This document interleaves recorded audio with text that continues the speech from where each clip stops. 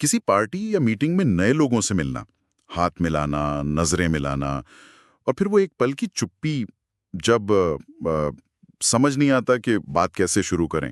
थोड़ी अजीब सी स्थिति होती है ना। हाँ बिल्कुल, वो थोड़ी ऑकवर्ड साइलेंस जिसे कहते हैं। हाँ, तो आज हम इसी उलझन को थोड़ा सुलझाने की कोशिश कर रहे हैं। एक किताब है, संवाद का सुर मिलाएं, उसके कुछ खास हिस्सों पर बात करेंगे। मकसद ये समझना है कि ये जो छोटी बातचीत होती है, स्मॉल टॉक, उसे बिना अटपटा बनाए कैसे शुरू करें, और इसमें शब्दों से भी ज्यादा जरूरी क्या चीज है। तो चलिए इस विषय की गहराई में उतरते हैं। बिल्कुल। देखिए, अक्सर हम पर ये दबाव होता है कि पहली ही बार में कुछ बहुत होशियारी भरा या मजेदार कह दें। हाँ, ताकि इंप्रेशन अच्छा पड़े। हाँ बिल्कुल, ताकि सामने वाला सोचे वाह क्या बात है। लेकिन कई बार ये कोशिश मतलब उल्टी पड़ जाती है। हाँ, जैसे वो लेखक ने अपना मेंसा वाला अनुभव बताया था ना। हाँ हाँ, मेंसा वाला। मतलब इतने इंटेलिजेंट लोगों का ग्रुप, और लेखक ने बस लिफ्ट के धीरे चलने पर एक एक सामान्य सी बात कही। और हुआ क्या? तो वहां जो मेंसा सदस्य थे, उन्होंने फौरन अपनी बुद्धिमानी दिखानी शुरू कर दी। तकनीकी कारण बताने लगे, अच्छा। जैसे कि शायद रेल गाइड ठीक से नहीं लगे हैं, या रिले ठीक से काम नहीं कर रहा।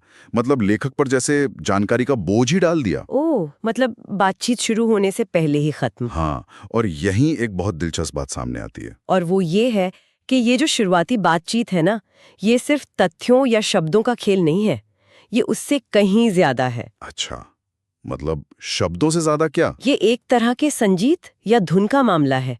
इसका मतलब है कि सामने वाले व्यक्ति के मिजाज, उसके मूड को महसूस करना और उससे तालमेल बिठाना। तालमेल बिठाना। हाँ, ताकि वो सहज महसूस करें।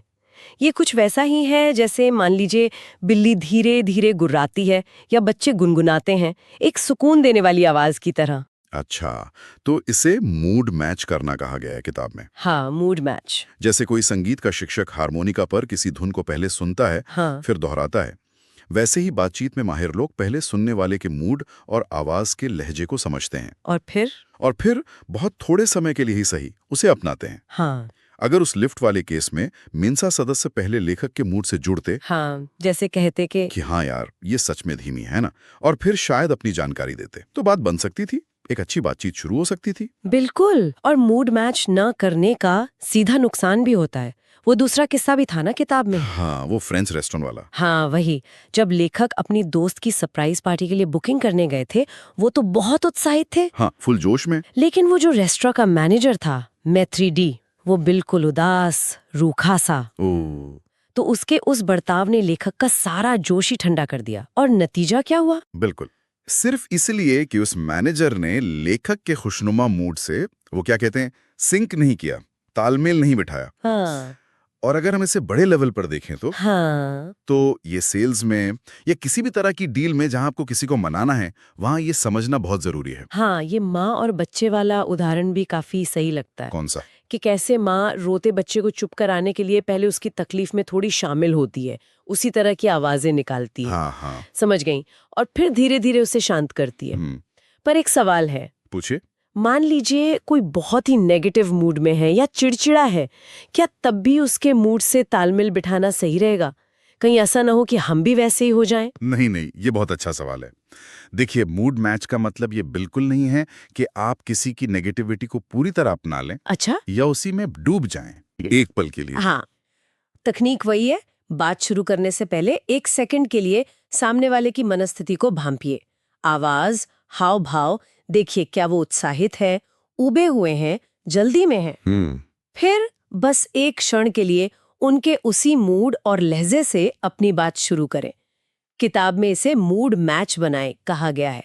ये एक तरह का इमोशनल पुल बनाने जैसा है। तो इसका मतलब ये हुआ कि एक कामयाब छोटी बातचीत और शायद आगे चलकर गहरी बातचीत की नींव रखने के लिए भी हमें शब्दों से पहले उस धुन पर ध्यान देना होगा। बिल्कुल। यानी सुनने वाले के मूड के साथ एक शुरुआती तालमेल बिठाना। बिल्कुल सही।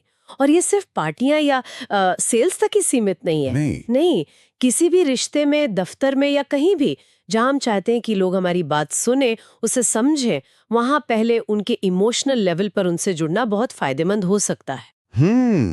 ये तो सोचने वाली बात है। हाँ, यहाँ एक महत्वपूर्ण सवाल उठता है कि हम कितनी बार ऐसा करते हैं। सही कहा।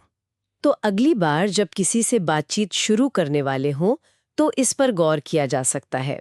क्या जानबूझकर उनकी मूड, उनके उस अंदरूनी संगीत को पहचानने और उससे जुड़ने की कोशिश कर सकते हैं? भले ही सिर्फ कुछ पलों के लिए। हाँ, भले ही सिर्फ कुछ पलों के लिए। फिर देखिए कि इस छोटे से बदलाव से आपकी बातचीत पर क्या असर पड़ता है। शायद कुछ अच्छा ही हो।